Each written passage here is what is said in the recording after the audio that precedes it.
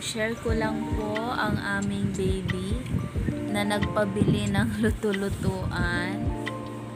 Ayan yung luto-lutuan niya.